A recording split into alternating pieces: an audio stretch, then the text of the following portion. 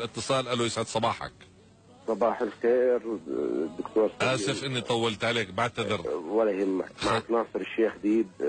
اذا بتتذكرني، محبي داون سندروم. يا مرحبا اخي ناصر، يا مرحبا. دكتور، اول شيء بنبارك للدكتور محمد نوح. نعم. الافتتاح. الشغله اللي بدي احكي فيها على الصبح يعني هي شغله بتنكد. لا نكدنا، انا بعرف عن ايش بدك تحكي وانا اؤيدك، احكي بس انت. يعني انتشر فيديو. صحيح. يعني اسمح لي احكي انه مقرف. لشاب بخوف شاب داون. بعيد عنك بكلب. نعم صحيح. اشي يعني بعيد عن الانسانيه. نعم صحيح. احنا كاسر يعني ادمى قلوبنا، ذبحنا، قتلنا اكثر من هيك. يعني صاروا الامهات، يعني انت عارف انه انا عندي صفحه على الفيسبوك اسمها محبي داون سندروم. نعم. اقرا التعليقات اللي عليها، شوف الامهات صاروا بدهم يخبوا اولادهم. نعم. القضيه صارت قضيه راي عام، انه كيف انا بستقوي على ضعيف، كيف انا. والمشكله انه اللي معه ما ردعوه عن الشغله هاي. تسمح لي احكي شغله اخي ناصر. تفضل. يجب ان، وانا بايدك، ان نحرك دعوه قضائيه ضد هذول الاشخاص. اذا كانوا تحت سن 18 يجب ان يحولوا لمحكمه الاحداث ويتربى بعد وراهم اهلهم اللي هم كبار. لانه لما انا اسمح بانه ابني يمسك كلب، سواء داون سندروم ولا حتى انسان عادي، يعني هو الفاجعه انه عم بيستغل زي ما تفضلت ضعف طفل او شاب عنده هذه الاعاقه وعم بيستمتع. اذا هذا مؤشر على الحاله المرضيه لدى هذا الانسان ابو الكلب. ترى هذا اللي بده علاج، مش تبع الداون. تبع الداون اعقل منه ب100 مره. اللي بده علاج حقيقي والله هذا الشاب واللي معه. دكتور، انا اللي بساله انه هذا الشاب يعني اللي كان يخوف، انه ما بتصور بيوم من الايام يكون عنده طفل من الاطفال. لا ما بتصور. بيقدر ما عنده قريب، ما عنده أهل، يعني ما عنده اهل مثلا. ما عنده. ما زي ما بحكي لك الشيء، يعني كل شيء. احكي لك مستوى يعني تفكيره شو هو يا اخوي ناصر. احد الشباب مره بيطقس على بنت من البنات. شوف اللي بيبكي بدي احكي لك اياه. فانا بقول له عمو عيب، انت ما عندك خوات؟ جوابه مباشره لا ما عندي. بعطيك مؤشر قديش سخيف، طلع قديش هو سخيف وقديش هو تافه. انت بدك تقول له ما قال لا ما عندي. طب اذا ما عندك يعني بيطلع لك طب انا ما عندي بيت بيطلع لي اسرق بيوت الناس، انا ما عندي فلوس بيطلع لي اسرق. هذا بعطيك مستوى ضحاله وتخلف هذا الشخص للاسف، واللي بده علاج. انا بناشدك اخوي ناصر، واحنا جاهزين نحرك دعوه. انا يعني انا بترجاكم باتصالي رجاء لكم انه انتم كاذاعه يقين، يعني ما شاء الله صارت افضل اذاعه في الاردن يعني، ويمكن شهادتي مجروحه فيها، لكن انتم المفروض انه كمان دكتور سليم تتواصلوا مع اي شيء قانوني يحكي لنا شو نسوي، لانه احنا مش عارفين. يعني صارت الاراء مختلفه، انه الدعوه لازم اهل الشاب هم اللي يقيموها، انه احنا كاهالي بنقدر، وانه بحكي لك انه هم ما اداه ما صار ايش، انه هاي مزحه. في ناس كثير قانونيين بيحكوا الحكي هذا. يعني بدنا تحرك منكم. هلا بتسمع رأي القانون. هلا بتسمع كمان احمد التواصل مع الامن العام عشان نطمن الامهات قبض عليهم. هلا بتسمع، هلا الشباب برتبونا مع احد القانونيين، مستشارنا القانوني بيجاوبك على هذا السؤال. تابعنا قبل نهايه الحلقه ان شاء الله بنحكي مع احد الحقوقيين وبيجاوبنا على هذا السؤال، من يستطيع ان يرفع الدعوه. واذا في حدا من اخوتنا المحامين سامعنا وعنده فتوى قانونيه، الرجاء الاتصال معنا على 079 103 7 103 او 06 569 33 77. اعيد الرقم 079 103 7 103. الأرضي 569 33 77. أي اتصال بيجيكم شباب الآن ممكن يكون من أحد المحامين، رجاء أنه استقبلوه. وعبينها أخوي فريق الإعداد حاولوا تتصلوا مع أحد الأساتذة حتى نحكي في هذا الموضوع. أمان بيصل في بعض الأحيان في البعض من الاستهتار في مشاعر الآخرين وبجهلهم أنه ممكن يؤدوا إلى قتل. وامبارح أيضا فقدنا صبية بعز شبابها من وراء الاستهتار. احنا ما بدنا نفقد شاب بالنسبة لأهله، هذا كنز من وراء تصرف غير مسؤول. بيحطوا كلب وبصيروا يخوفوا فيه. بجوز الفيديو انت المعلومات بتقول انه الجماعة البحث الجنائي الله يعطيهم العافية ضبطوا المعنيين وحتى ما بدي افوت بتفاصيل شو طبيعه عمله لهذا اللي كان حامل الكلب. شو بقدر يعني قبل شوي كان معي احد الاباء اللي بيتابعوا هذا الموضوع، شو بنقدر نساوي؟ كيف بنقدر نحرك حتى نخلي كل العالم يعرف انه هذه جريمه كبيره بحق هذا الشاب؟ اول شيء بسم الله الرحمن الرحيم والصلاه والسلام على سيدنا محمد. انا اللي بدي احكيه قبل الاجراء القانوني كان في اجراء شعبي كبير جدا ورائع، في رده فعل هائله كانت على السوشيال ميديا ضد هذا الشخص اللي قام بهذا الفعل الجبان والمجرم اصلا.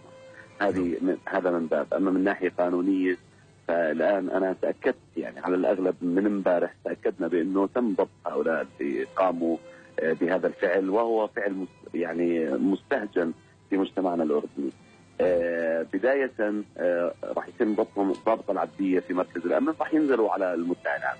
هلا في الحاله اللي موجوده معنا انه الشخص مصاب في متلازمه داون، ما بقدر يشتكي، هو لا يملك الاراده القانونيه ليشتكي، فبيكون ولي الامر اللي بيقدم الشكوى، ولكن حق العام بيلزم رجال الامن انهم ينزلوا للمدعي العام يعني اللي قام بهذا الفعل المخزي. انا بالنسبه لي دائما بقول هذا فعل مخزي وجبان، ان تستغل ضعف انسان، مش بس حتى لو ما كان عنده اي نوع من انواع الاحتياجات الخاصه، فاستغلال ضعف الناس هذا اصلا شيء مجرم.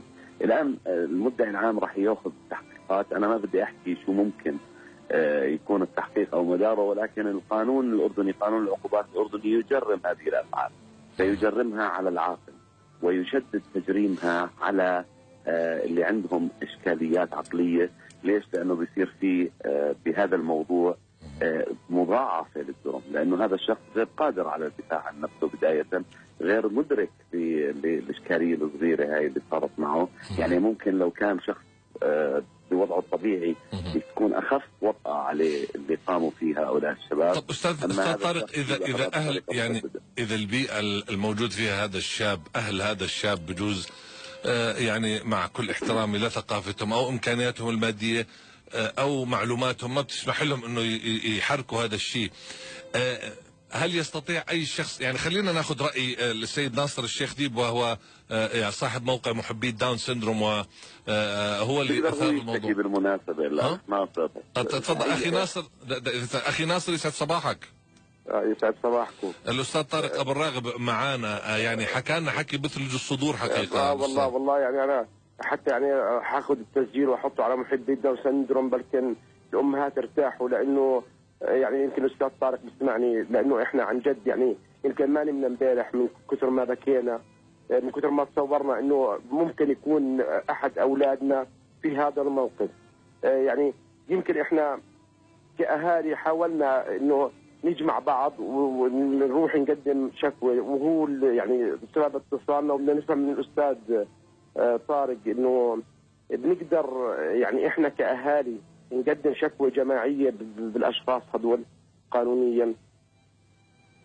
الو ايوه استاذ طارق عم بسال الاخ ناصر، هم كاهالي في مجموعه كبيره من اهالي اللي عندهم ابناء داون سندروم بيقدروا يعملوا يروحوا يعني شكوى جماعيه لدى المدعي العام بحق هذول الاشخاص؟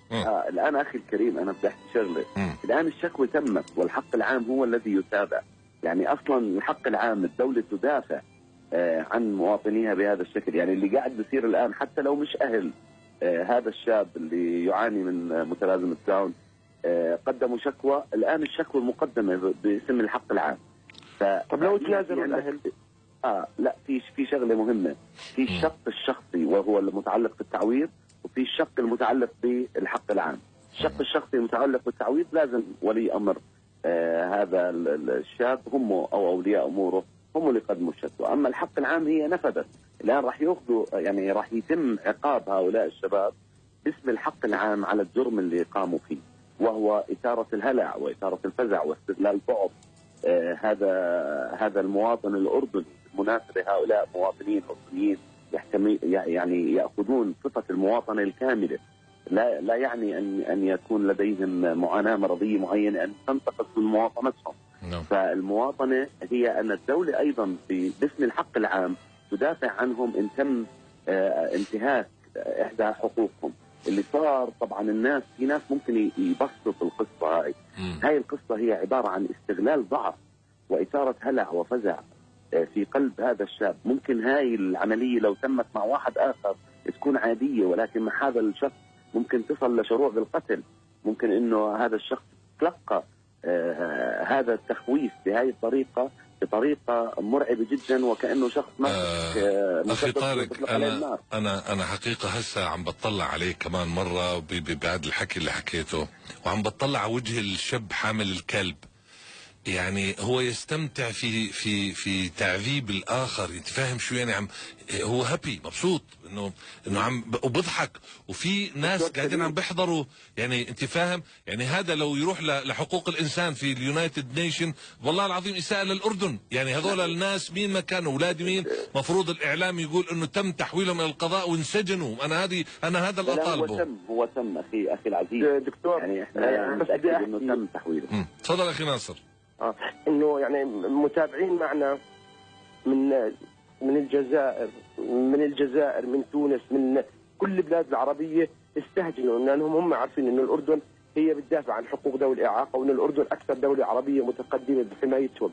الملاحظه الصغيره اللي بدي احكيها للي شافوا الفيديو، لاحظتوا الكلب ما عوى، كلب مستحي، الكلب عنده ذوق اكثر من صاحبه. والله يعني حتى ما حاول ايذائه، حتى ما قرب عليه زي اكنه لعبه ميته. صحيح. لكن هم اللي كان بيجرح كمان اللي بيضحكوا حوالين الشاب وما منعوه. اخي ناصر، انا بشكرك ناصر الشيخ ديب على انك اثرت الموضوع، وانا اشكر الاستاذ المحامي طارق ابو الراغب اللي اعطانا فكره كبيره، واتمنى على الاخوه المحامين من يستطيع ان يتابع مع الاخوه في جماعه الداون سندروم.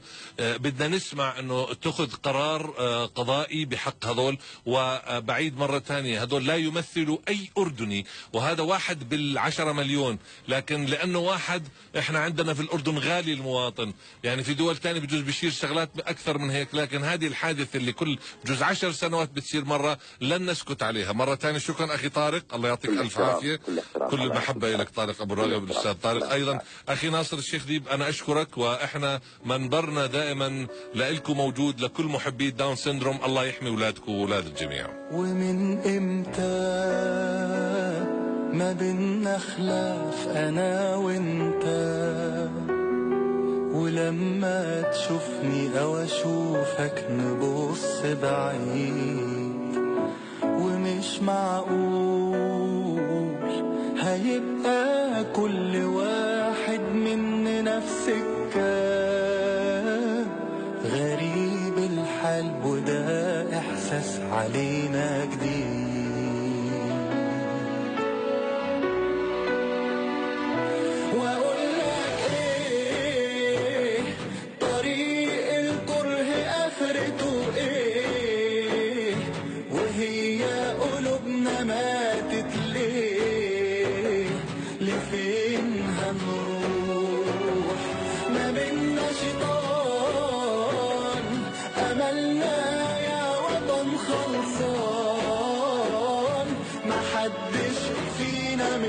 خسران ولا مجروح،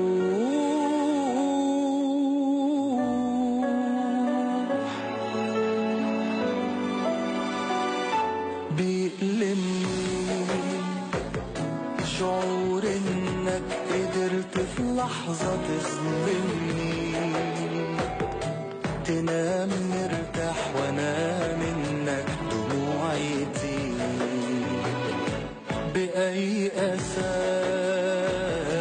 تقابل بسمتي برصاص، واللي بإيدك تخلي في كل عيلة شهيد، وأقول لك فرحك